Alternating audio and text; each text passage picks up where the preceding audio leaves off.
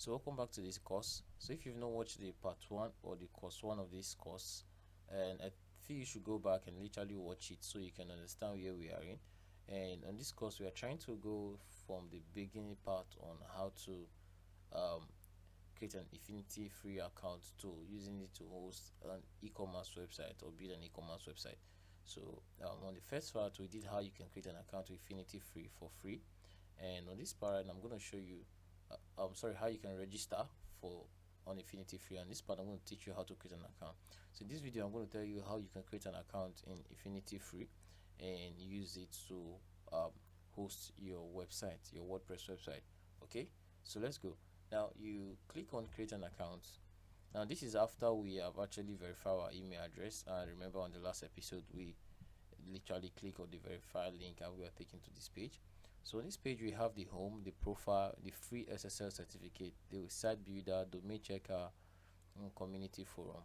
Now one good thing about Infinityfree is that they have a big community database where you can literally ask questions and let you know if anything is wrong. So but we're not going to do that right now. I'm just going to proceed with what we want to do, and what we want to do is to create an account. So you click on create an account and you choose a hosting plan. Right now we're going to choose the free hosting plan. And one thing about Infinityfree is the fact that they always display ad every point or every opportunity they have on their platform. As you can see, this is one ad, there's like this another one, and there's a floating one here. Like per page you get as much as 4 ads. So now I'm going to use the free version, free forever. I'm going to click on create now, sorry. Now the next thing is to enter a domain name. So you're going to pick a domain name. So what's your domain name? Your domain name simply refers to the web server or the URL people can use to access your WordPress website, since we are actually working on the WordPress website.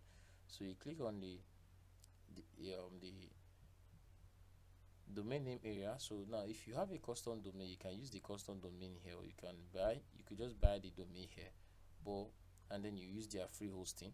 So if you want to do something very if you want to do something that looks professional, meaning they'll be giving you a free host and you're going to be paying for their domain name, then you just enter the domain name here.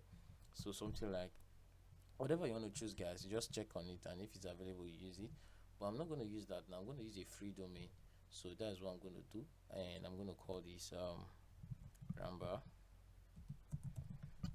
and I'm going to say, so Ramba shop, let's say Ramba shop. So Ramba shop, I'm going to choose a domain extension. So 42web.io simply look more of a techie kind of shop. Free.nf look as if it's a free domain. OOO.pe is kind of cool. ROF.gd. So I think I'm gonna stick with it's between ROF.gd or .42web.io. So which of them? Oh, okay, stick with this. And so let me call this Ramba. Ramba is fine. Now I'm going to click on check availability. Now it's available. So guys, as you can see, this is the next step. It's available. Our domain name is available, and what I have to do now is to create the account details for my website, ramba.000.pe. So now it's to enter the password. Now the same password I used for the first one, which is tech@gmail.com, is what I'm going to use for this one, so I don't have to try remembering any password. So now I approve and then verify that you are a human, which I do, and then I'm going to click on create an account. Okay, the password must only contain numbers and letters. The password may not be equal to client area password. Okay, I understand what they mean now.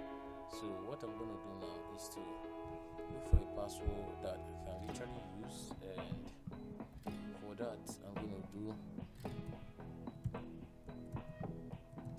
so I think this should be okay.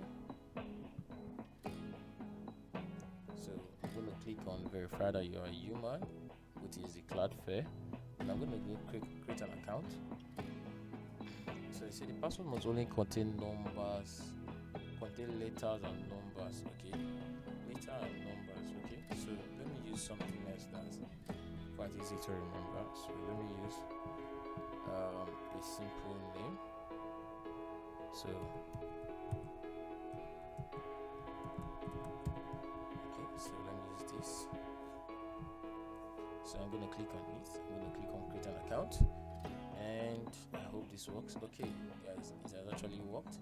Your account has been created with username ifo37 blah blah blah blah blah. So I'm just going to save. So your account has been created, and this is the second step of this tutorial, guys. So we have successfully created our account, and the next phase of this course, we're going to actually log into cPanel and see how the cPanel look like, guys.